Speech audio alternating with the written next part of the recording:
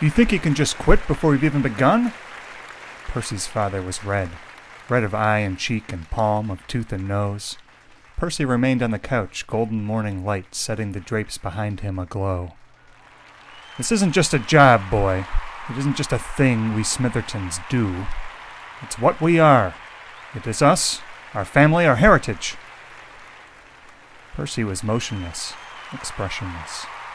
Heritage, Smitherton growled, shaking his fist. He breathed into his son's face like a bellows, trying to stoke some sort of emotion out of the boy. There was the line, and perhaps he had already crossed. It never did him much good when his own father beat him, so he couldn't hit the boy. He would just have to use reason. Look, he said, stepping back, crouching. I know this doesn't make a lot of sense to you at this age. It didn't to me either, honestly. But you do know that this is what we have been called to do as a family. It is an honor, believe me. You'll feel that way, and quite soon. It didn't take me very long. Percy was staring at his father's hands. They were dark, hard leather, the palms dead to the touch from a lifetime of clapping. What? You're worried about this? Smitherton held out his callous palms that could pull roasts from the oven, climb bare rope to 100 feet, even block a reasonably sharpened blade. I'd say this was all from the first year. I'm not going to tell you it didn't hurt. I needed ice, of course, and my dad, your grandfather, he was right there with it. There with everything to make sure we could make this work. Work as a family. But yes, it hurt. It takes time to build them up. But not long, not when you look at the bigger picture. Your cousin Jeffrey, he has them, you know, calloused all over, completely numb the last time I asked. And how long has he been doing this? You two have grown up together. It can't have been more than a year. It was 2 years. Percy would never forget the day that Jeffrey stopped playing with him. He just disappeared.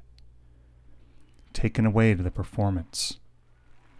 He made the mistake of shaking Jeffrey's hand once within those first few weeks.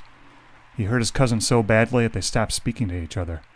Then, by the end of that summer, Jeffrey wouldn't talk to Percy anyway and spent all his time with the other audience members. This was the gift that heritage had given to Percy. It had started with his grandfather, Old Smitherton. He was one of the attendees at the original performance. There were absurdly long standing ovations before at Ingalls Hall. It was sort of a tradition, but no one was prepared for that fateful Saturday evening. Decades later, rumors swirled that the entire audience had been drunk, or drugged, or perhaps even mass hypnotized. Something was amiss, askew. They clapped, endlessly. Through endless encores to the exasperation and ultimate utter exhaustion of the maestro, the musicians, the soloists, the board, the crew, and finally the entire town, they simply never stopped clapping. The audience rotating through family members, keeping the fire of applause steady, outliving every one of the original performers. It took a week for the news agencies to begin making the rounds, and then a few months before national recognition caused the birth of a tourist industry. 4 new hotels were subsequently constructed in just the first year alone. Smitherton's participation was voluntary. Old Smitherton, exhausted and raw, clapped his way into the audience elite. Those remaining folks who had attended the original performance, those who were there from the very birth. He was broken, though. So Smitherton eventually coerced the rest of the family, all of whom received a stipend for their participation. Within a generation, the Smitherton name had been restored to former glory, even as their broken father retired into a swill of drunken stumbling and incoherent explosions of targetless anger. The town seemed to flow around old Smitherton as if he were a boulder in a river. He had earned his insanity, and his family's continued hard work justified all future rampages. It's been 2 years, sir, Percy said softly, his father still staring at raw palms. Years, said Smitherton, slowly standing. Years. The rest of the people, his mother, younger brothers, Aunt April, all stared at Percy, not a word to say. If Smitherton couldn't talk sense into the boy, then Smitherton would just have to keep on clapping until little Jameson was old enough to take up seat number MC22. Smitherton knew this, perhaps was already resigned to it. There was an intervention, though. There was someone else in that room of witnesses, and he didn't carry the duty of heritage or the Smitherton blood. "Percy," said the mayor, suddenly looming over the boy. Percy stared up at the bearded man whose face decorated their town, the man who signed the checks and drew the contract with his family. "Percy." "Yes, sir?" "You do understand that you don't have a choice. You won't go to school, not in my town. You won't get a job. And if you don't do this, none of the people in this room will ever be allowed to live in this town. Ever."